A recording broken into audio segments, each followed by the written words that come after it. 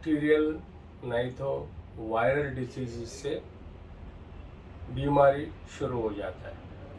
क्या तरीका का बीमारी रहता है कि जैसा कि खांसी और बुखार, बदन दर्द, उसके साथ ठंड और नोज़ ब्लॉक होना और चीखना जैसा सिम्टम से शुरू होता है।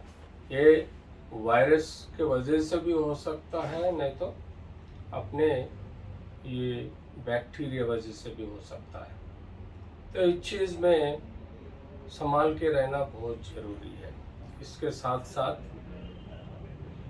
ये बारिश काल में अपने को जो पानी पीते हैं उसमें कंटामिनेशन होने का चांसेस रहता। जो पीने का पानी नल से आता है, कहीं ना कहीं बारिश में लीकेजेस के वजह से जो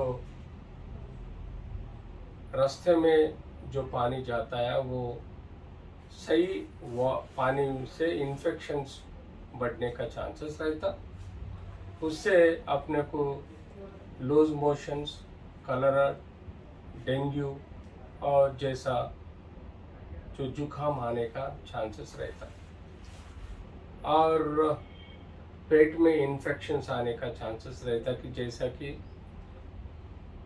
बारिश काल में खाना जो पकाते हैं वो अगर सही गर्म जब है तो खाना चाहिए। अगर वो लेट करके अगर ठंडा होने के बाद खाए तो उसमें फंगल इन्फेक्शंस आने का चांसेस रहता और बाकी जो है वो खाना खराब होने से अपने को फूड पॉइजन भी होने के चांसेस रहता। तो बारिश काल में समझने की कोशिश करना है कि अपने को किसी चीज़ से क्या बीमारी हो रहा है। जैसा कि जैसा अपने को बारिश और ठंड काल में जो वायरस का कॉमन स्प्रेडिंग इफेक्ट ज़्यादा रहता।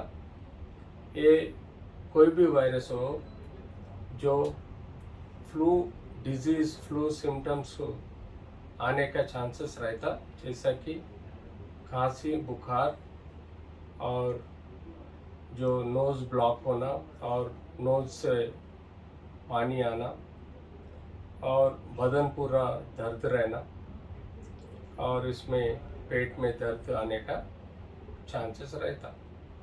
तो इस चीज़ को इनिशियली अपन यूजुअली जो अपने घर के पास में जो डॉक्टर है उनसे मिलते, जो आरएमपी हो, तो उनसे अपन जो तकलीफ के हिसाब से एंटी एलर्जी मेडिसिन, काफ सिरप्स और कुछ एंटीबायोटिक लेके चलने देते। मगर कभी छोटे मोटे बैक्टीरिया, वायरस का जो असर पड़ता है अपने बदन के ऊपर, वो कॉम्प्लिकेट भी हो सकता है। जो मॉनसून डिजीज में जैसा कि है, इसमें मेनली वायरल डिजीज में जैसा कि H1N1, नहीं तो स्वाइन फ्लू, नहीं तो जो फ्लू डिजीजेस का बहुत सारे वायरस जो रहते उसके कारण भी इन्फेक्शन स्प्रेड होने के चांसेस रहता।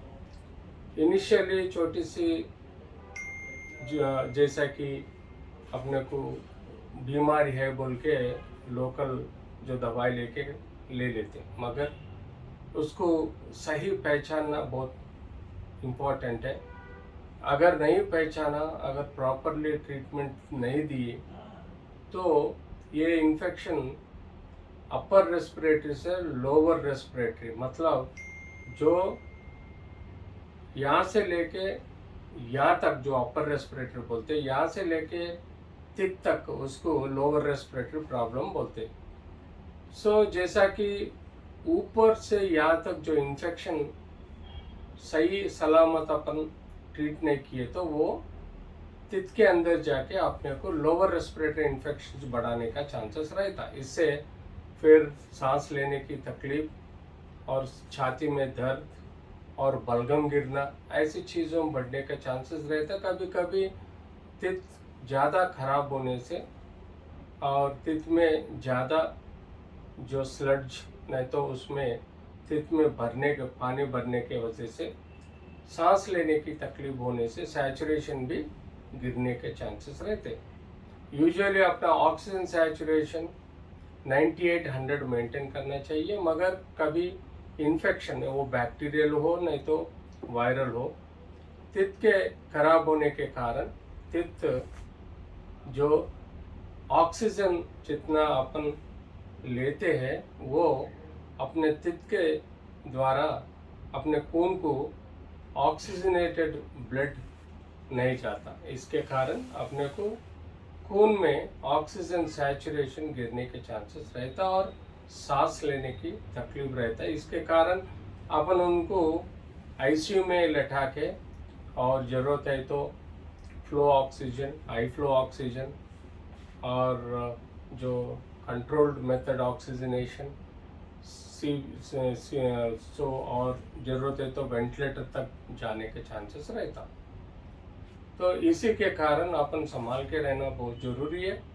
मानसून में पानी सही सलामत गर्म करके पीना ज़रूरी है, फिल्टर्स रखना ज़रूरी है। उसके साथ जो आरओ प्लांट वाटर भी सेफ वाटर पीना ज़रूरी है।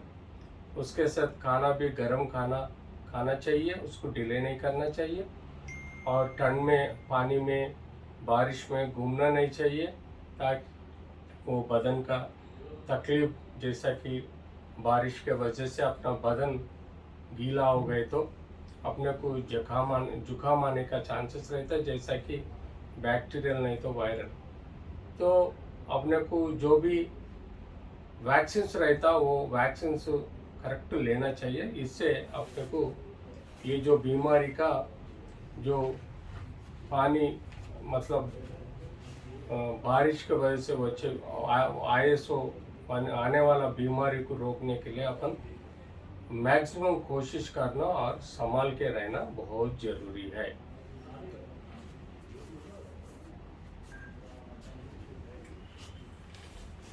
ఇక్కడ కూడా బంద్